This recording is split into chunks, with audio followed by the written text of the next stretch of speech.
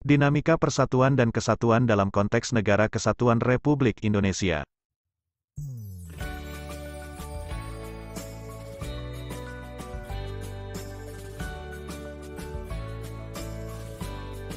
Pada bab ini Anda akan diajak untuk menelusuri dinamika persatuan dan kesatuan di Indonesia. Setelah mempelajari bab ini, diharapkan Anda mampu mengevaluasi dinamika persatuan bangsa sebagai upaya menjaga dan mempertahankan NKRI. Nah, sebelum Anda mempelajari materi pada bab ini, cermatilah terlebih dahulu gambar di bawah ini.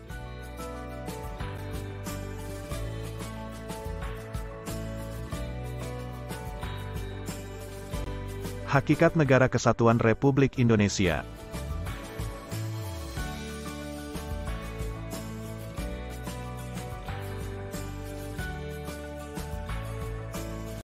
Satu, konsep negara kesatuan, unitarisme.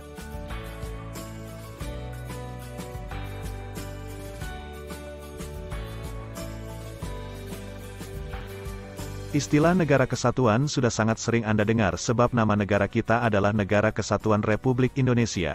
Jadi, istilah negara kesatuan sudah tertanam dalam pola pikir kita selaku warga negara Indonesia. Akan tetapi, tahukah Anda makna dan karakteristik negara kesatuan?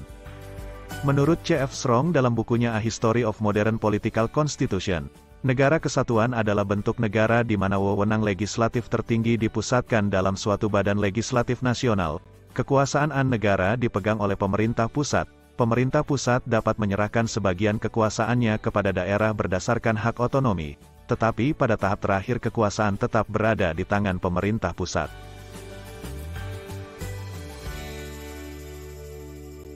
Pendapat C.F. Strong tersebut dapat dimaknai bahwa negara kesatuan adalah negara bersusun tunggal, yakni kekuasaan untuk mengatur seluruh daerahnya ada di tangan pemerintah pusat. Pemerintah pusat memegang kedaulatan sepenuhnya, baik ke dalam maupun keluar. Hubungan antara pemerintah pusat dengan rakyat dan daerahnya dapat dijalankan secara langsung. Dalam negara kesatuan hanya ada satu konstitusi, satu kepala negara, satu dewan menteri, kabinet, dan satu parlemen. Demikian pula dengan pemerintahan, yaitu pemerintah pusatlah yang memegang wewenang tertinggi dalam segala aspek pemerintahan.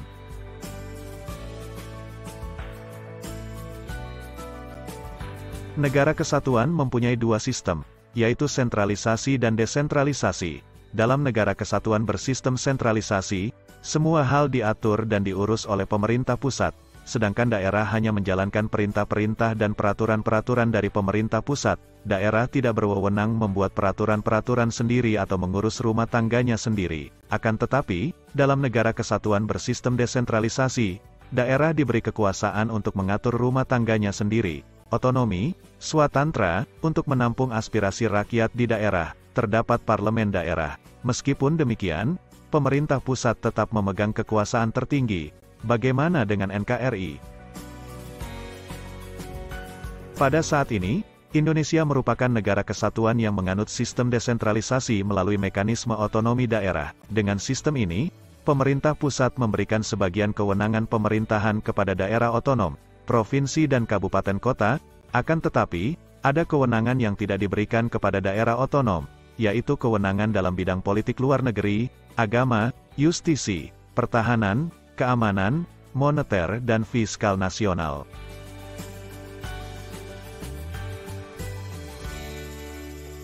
Dua, karakteristik Negara Kesatuan Republik Indonesia.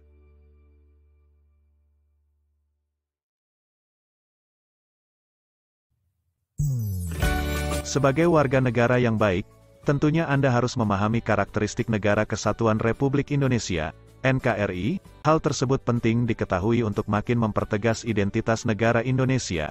Oleh karena itu, pada bagian ini, Anda akan dibekali pengetahuan mengenai karakteristik NKRI menurut UUD NRI tahun 1945.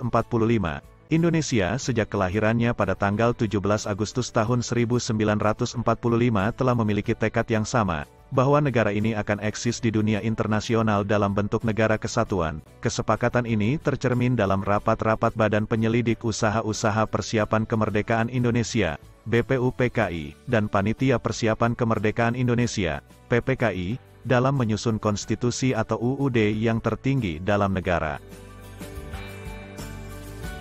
Supomo dalam sidang BPUPKI, menghendaki bentuk negara kesatuan sejalan dengan paham negara integralistik yang melihat bangsa sebagai suatu organisme. Hal ini antara lain seperti yang dikemukakan oleh Muhammad Yamin, bahwa kita hanya membutuhkan negara yang bersifat unitarisme dan wujud negara kita tidak lain dan tidak bukan adalah bentuk negara kesatuan Republik Indonesia, NKRI.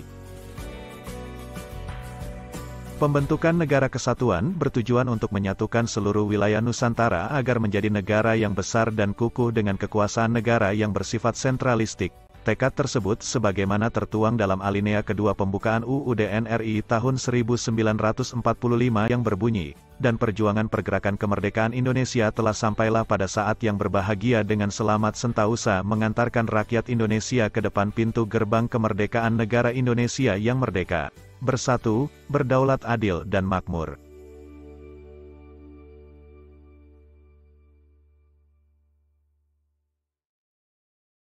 Perubahan UUD NRI tahun 1945 mengukuhkan keberadaan Indonesia sebagai negara kesatuan dan menghilangkan keraguan terhadap pecahnya negara kesatuan Republik Indonesia. Pasal-pasal dalam UUD NRI tahun 1945 telah memperkukuh prinsip negara kesatuan Republik Indonesia dan tidak sedikit pun mengubah negara kesatuan Republik Indonesia menjadi negara federal.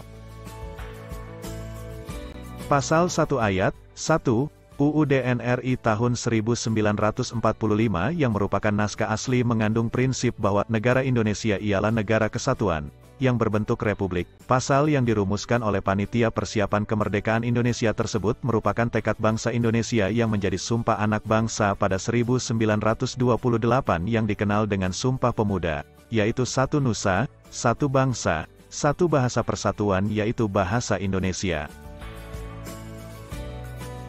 Wujud negara kesatuan Republik Indonesia semakin kukuh setelah dilakukan perubahan dalam UUD NRI tahun 1945, yang dimulai dari adanya ketetapan Majelis Permusyawaratan Rakyat yang salah satunya adalah tidak mengubah pembukaan UUD NRI tahun 1945 dan tetap mempertahankan negara kesatuan Republik Indonesia sebagai bentuk final negara bagi bangsa Indonesia. Kesepakatan untuk tetap mempertahankan bentuk negara kesatuan didasari pertimbangan bahwa negara kesatuan adalah bentuk yang ditetapkan sejak awal berdirinya negara Indonesia dan dipandang paling tepat untuk mewadahi ide persatuan sebuah bangsa yang majemuk ditinjau dari berbagai latar belakang, dasar pemikiran. UUD NRI tahun 1945 secara nyata mengandung semangat agar Indonesia ini bersatu, baik yang tercantum dalam pembukaan maupun dalam pasal-pasal yang langsung menyebutkan tentang negara kesatuan Republik Indonesia dalam 5 pasal, yaitu Pasal 1 ayat 1, Pasal 18 ayat 1, Pasal 18b ayat 2, Pasal 25a dan Pasal 37 ayat 5, UUD NRI tahun 1945 serta rumusan pasal-pasal yang mengukuhkan negara kesatuan Republik Indonesia dan keberadaan lembaga-lembaga dalam UUD NRI tahun 1945, prinsip kesatuan dalam negara kesatuan Republik Indonesia dipertegas dalam alinea keempat pembukaan UUD NRI tahun 1945, yaitu, dalam upaya membentuk suatu pemerintahan negara Indonesia yang melindungi segenap bangsa Indonesia dan seluruh tumpah darah Indonesia. Karakteristik negara kesatuan Indonesia juga dapat dipandang dari segi kewilayahan.